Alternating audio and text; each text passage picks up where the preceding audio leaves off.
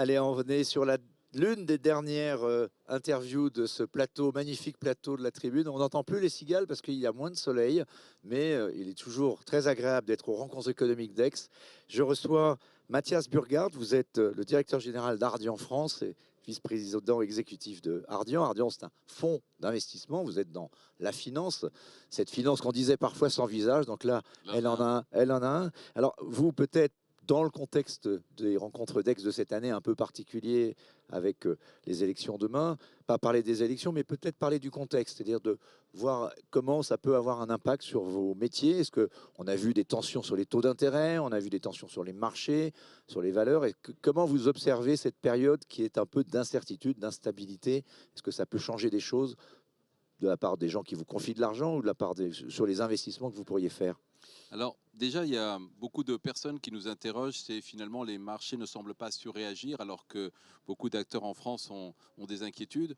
Je pense que le monde et le monde des investisseurs s'est finalement habitué au soubresaut. On a depuis quelques années, depuis le Covid, on passe de crise en crise, des scénarios qu'on n'aurait même pas, enfin, on n'aurait pas imaginé.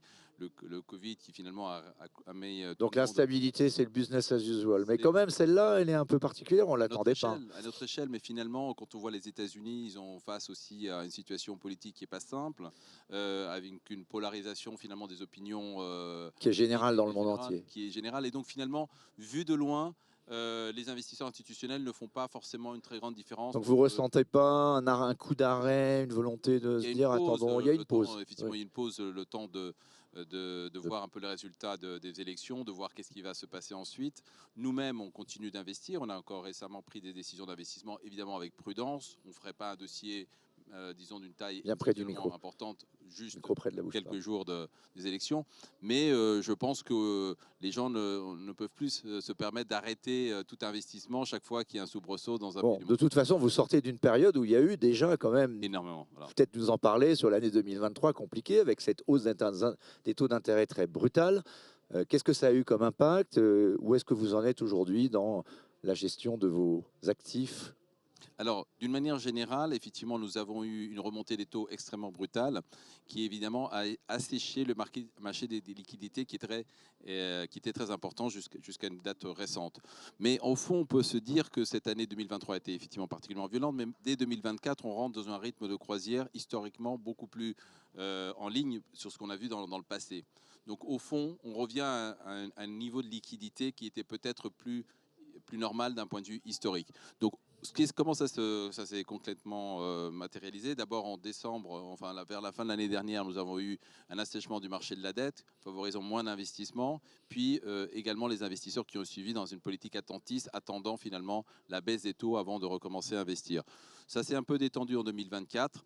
Et donc, on a une amélioration relative, progressive, Mais la baisse des taux n'a pas tout à fait eu lieu. Elle a eu lieu en légèrement. Europe avec un tout petit geste et qui Ouais, pourrait prendre un peu de temps avant que ouais, ça continue. ouais. Aux États-Unis, ça n'a pas eu lieu. Quelles sont vos prévisions en la matière? Est-ce que vous pensez que ça sera après l'élection américaine? Alors, ce qui justifie aux États-Unis que la baisse des taux n'a pas lieu, c'est que finalement la croissance économique reste raisonnablement bonne et l'inflation est toujours présente. Hein. Ce n'est pas en fait de l'attentisme, c'est juste Des faits. des faits macroéconomiques qui le justifient.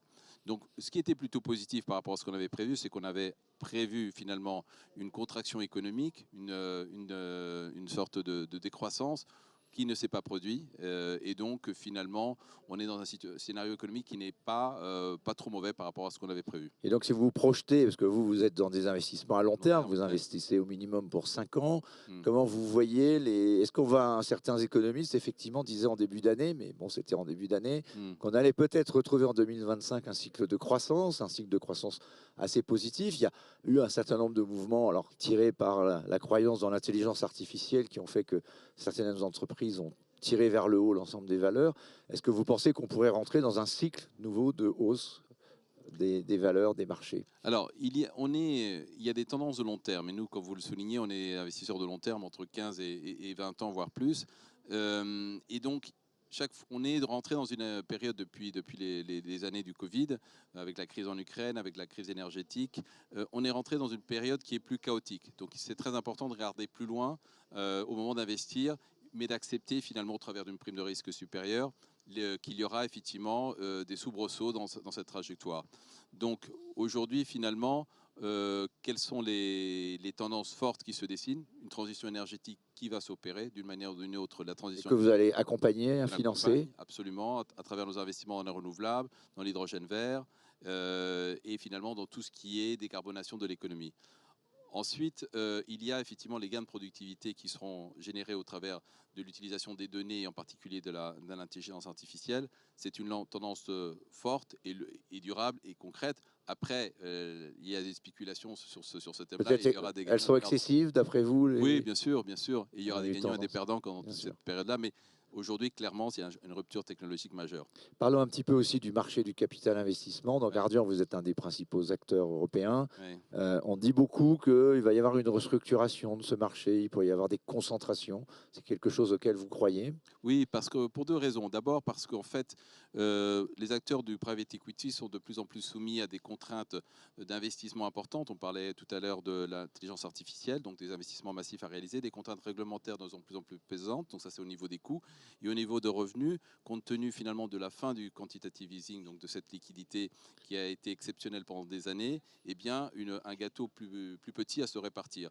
Donc finalement, il y aura là aussi une concentration puisque les investisseurs ont tendance à faire confiance davantage aux gros acteurs qu'aux acteurs plus petits qui pourraient être fragilisés dans l'avenir. Concentration en France, en Europe, internationale. Vous avez partout. déjà des idées de votre Alors on côté? a forcément des idées, donc nous... Vous n'allez pas nous les dire aujourd'hui, bien sûr. Non, alors pas des idées concrètes, mais assez logiquement, nous allons nous orienter vers des régions à forte croissance, fortes dans nos domaines d'activité, dans lesquels on est moins présente. Par exemple, l'Amérique du Nord. Amérique du Nord. Et du côté du Golfe, du côté de l'Asie, vous avez l'impression que c'est aussi une zone dans laquelle il faut aller? Alors, de toute façon, ça c'est le côté investisseur. Hein. Nos investisseurs, désormais, on investit toujours 80% de nos ressources investissement direct dans des entreprises européennes. Mais plus de 60% de nos investisseurs sont de cette origine-là, d'Asie voilà, ou du Golfe. Ou d'Amérique, beaucoup aussi d'Amérique du Nord. Et d'Amérique du Nord. Bon, et alors vous parliez des deals qui sont effectivement potentiellement plus gros, des besoins d'investissement qui sont de plus en plus importants dans la transition écologique. Est-ce que vous pensez qu'il faudrait qu'il y ait des interventions publiques dans un certain nombre de dossiers? Est-ce que vous pourriez participer à des grandes opérations européennes? On parle beaucoup de l'intervention de la BEI, peut-être qui viendrait financer des grands projets en matière d'infrastructure. C'est quelque chose que vous pourriez accompagner? Alors, on accompagne quand il y a évidemment l'intervention du secteur public, mais aussi sans. Ce n'est pas forcément indispensable.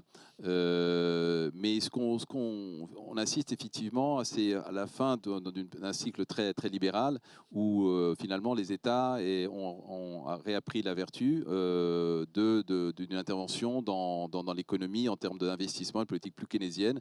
Et on voit effectivement des politiques industrielles de nouveau, que ce soit aux États-Unis, bon, en Chine, il y en a toujours eu, mais même en Europe, de plus en plus de partisans. Encore modeste en Europe, mais vous pourrez avoir ces fameux investissements dans la croissance verte. On parle des fameux 600 milliards qui ont été évoqués dans la transition écologique. Il y a une partie qui sera publique, une partie qui sera privée. Qui sera privée, absolument. Le gros viendra du privé puisque c'est une nécessité. Enfin, les États sont déjà fortement endettés et donc ils vont accompagner cette croissance au travers de subventions, mais aussi beaucoup au travers de réglementations favorables, que ce soit dans l'hydrogène vert, que ce soit dans les semi-conducteurs. Et donc c'est ça qui conduit à vos choix d'investissement. C'est-à-dire si les États donnent des bonnes incitations dans certains secteurs, vous irez avec plus de confiance? Alors non, c'est une condition évidemment nécessaire, mais avant tout, on va regarder l'efficacité et la crédibilité d'une politique industrielle. C'est-à-dire que si demain un État décide de donner des subventions au charbon pour faire de l'énergie pas chère, on n'ira pas parce qu'on considère que c'est une énergie du passé. En revanche, lorsque un État ou l'Union européenne décide d'investir dans une filière et qu'elle a une cohérence... Par exemple l'hydrogène, on pense qu'à terme, la décarbonation de l'industrie ne peut passer pour certains processus industriels qu'au travers de l'hydrogène vert. Par exemple. L'acier, voilà. L'acier, très bien. Eh bien, merci beaucoup Mathias Lecœur d'être passé sur le plateau de la Tribune et bonne fin de journée. Très bien, merci.